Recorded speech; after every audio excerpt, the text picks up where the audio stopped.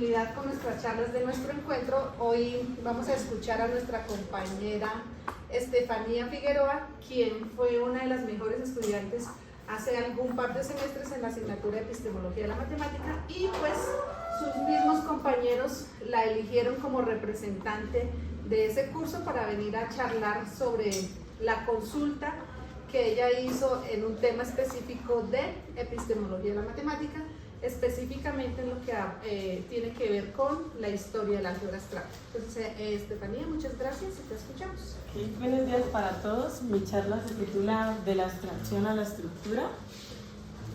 En esta exposición les voy a presentar desde un enfoque histórico la evolución del pensamiento matemático, destacando el surgimiento de conceptos como grupo, anillo, cuerpo, álgebras de Lie, grupos de Lie. Esta historia se remonta en el siglo XIX, cuando se estudiaban las ecuaciones y las permutaciones. En este momento las matemáticas se centraban en la abstracción y en el rigor de la formalidad.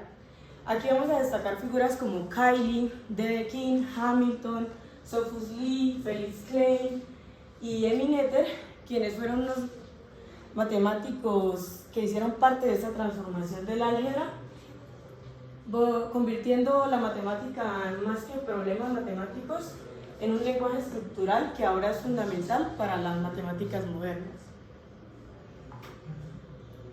Entonces, como les mencioné, esto se remonta a principios del siglo XIX en el estudio de ecuaciones y permutaciones, y entra nuestro primer personaje, que es Évariste Galois. Y Galois se encontraba estudiando las soluciones de las ecuaciones polinómicas y encontró que había una fuerte relación entre las raíces de un polinomio y el conjunto de las permutaciones de dichas raíces. Él usaba un grupo de transformaciones sin usar realmente ese término y llegó al siguiente resultado, que es el famoso teorema de Galois, que nos dice que si tomamos un polinomio f de x con entradas en un cuerpo k de característica 0 y tomamos su cuerpo de descomposición, recordemos que el cuerpo de descomposición es el menor cuerpo que contiene las raíces del polinomio. Y por otro lado, se dice que este polinomio es soluble por radicales si y solo si tiene un grupo de Galois soluble.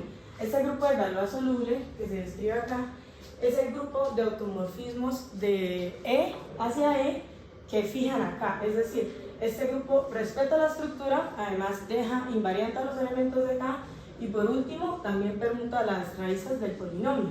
Y se dice que pues f de x es soluble, y eso se refiere a que las raíces del polinomio pueden ser expresadas como sumas, restas, multiplicaciones, divisiones, raíces de elementos de K. Entonces, ya teniendo este resultado para las ecuaciones polinómicas, llega nuestro segundo personaje, que es Marius Sophus Lie. Es uno de los personajes más importantes para la álgebra abstracta, dado que él contribuyó notablemente a los grupos de transformaciones y definió lo que ahora conocemos como grupos de Lie y álgebras de Lie.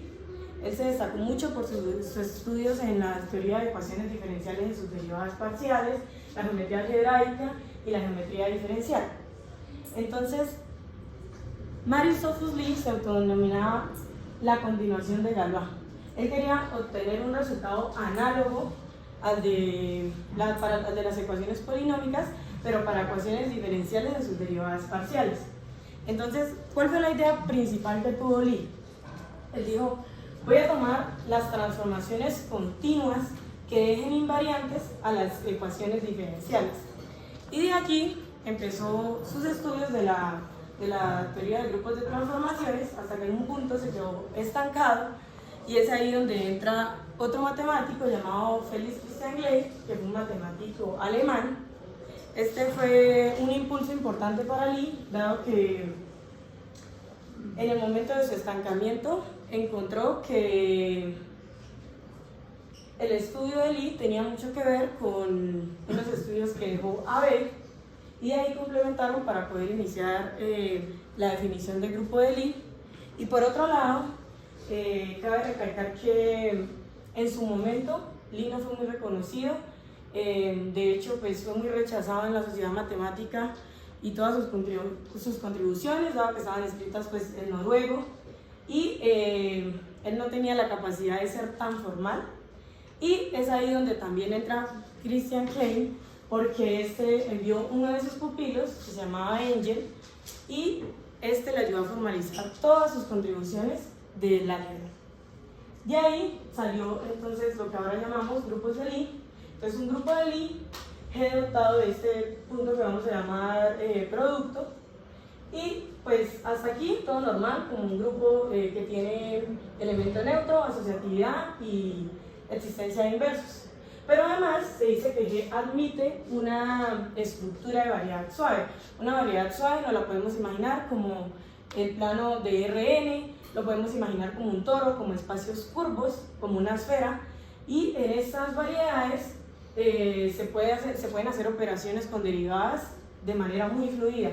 Es decir, aquí las operaciones son infinitamente diferenciables, y además la siguiente conclusión que cumple llama también la suavidad de los inversos, que es que la función que envía de G a su elemento, a su inverso, es suave. Esa función es suave.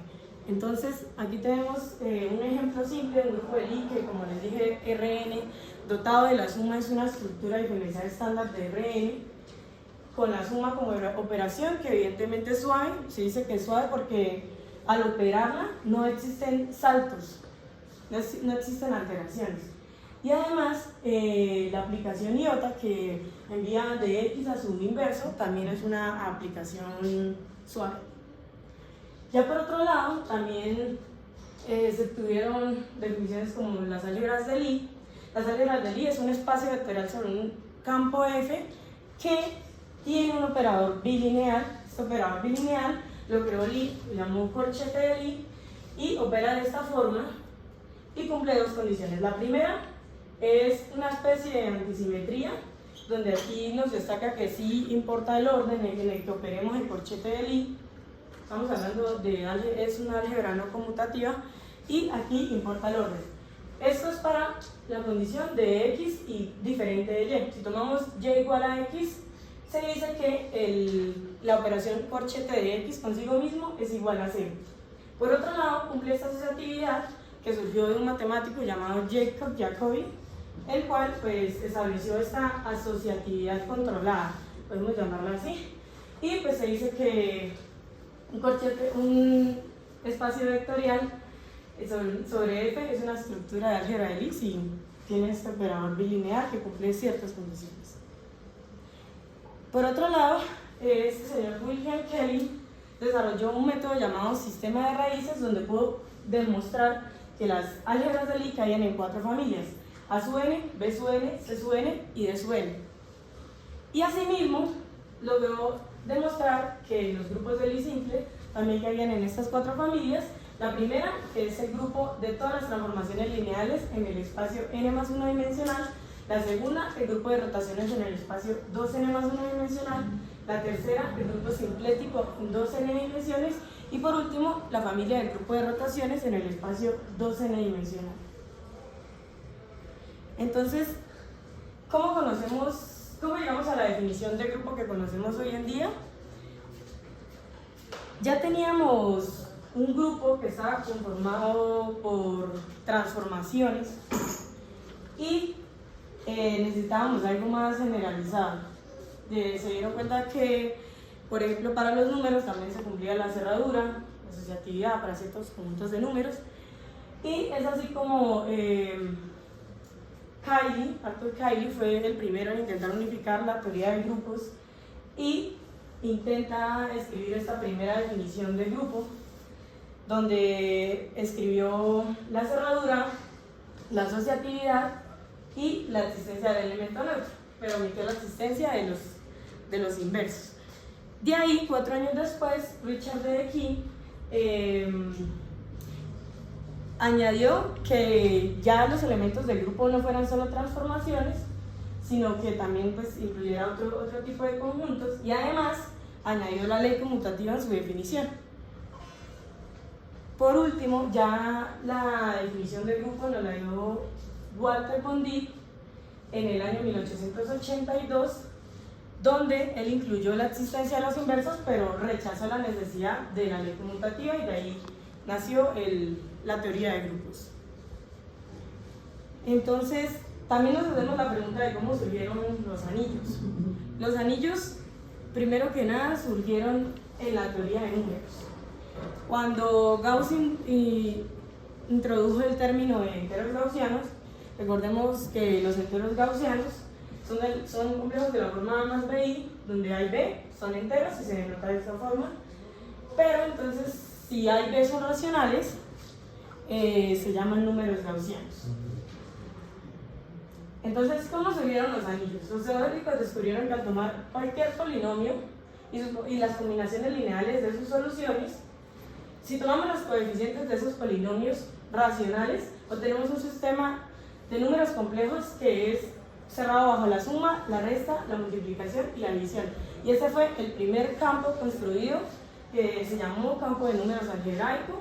Ya luego, si exigimos que estos coeficientes de esa combinación lineal sean números enteros, entonces obtenemos un sistema cerrado bajo la suma, la resta, la multiplicación, más no bajo la división, y obtuvimos el anillo de números algebraico. Entonces hasta aquí, ya en la teoría de números, conceptos como anillo y cuerpo eran vistos de manera meramente intuitiva, eran ideas vagas de como tal los conceptos como ideales, los conceptos como los isomorfismos entre grupos, todo esto eran solamente ideas intuitivas, pero no había nada formalizado para anillos, no había una definición para anillo, no había una definición para cuerpo. Y es aquí donde debo hacer un paréntesis y hablar un poco de la vida de Emmy Noether. Emmy Noether fue una matemática alemana, nació en 1882, y es importante destacar que a pesar de las dificultades que tuvo Noether en su vida, pudo obtener estos grandiosos resultados.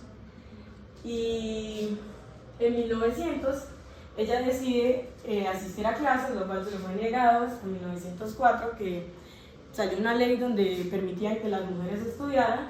Estudió su doctorado en Erlanger. De ahí, como era de esperarse, no le permitieron trabajar como docente en la misma universidad, dado que pues, era mujer a principios del siglo XX. Y luego, para poder seguir con su carrera, lo que hace es reemplazar a su padre cuando se enfermaba y dar las clases por él. Además, ella aprovechó este tiempo y empezó a estudiar algo llamado teoría de invariantes. Y ahí, en Gotinga, David Hilbert y Felix Klein se encontraban estudiando problemas en la física y se encontraron un problema con la relatividad y pensaron que sería una buena idea llamar a Emmy Noether para complementar todo esto con su estudio de teoría de invariantes. De ahí le ofrecieron un trabajo a Emmy en Gotinga, pero al llegar allá tampoco la dejaron trabajar como docente.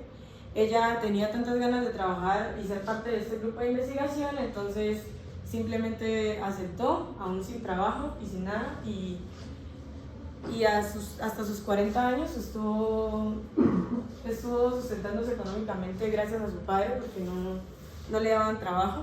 Y ese mismo año, 1915, ella llegó y ese mismo año solucionó el problema que tenían con la relatividad gracias a su teorema de la simetría, que fue publicado solo hasta 3 años después.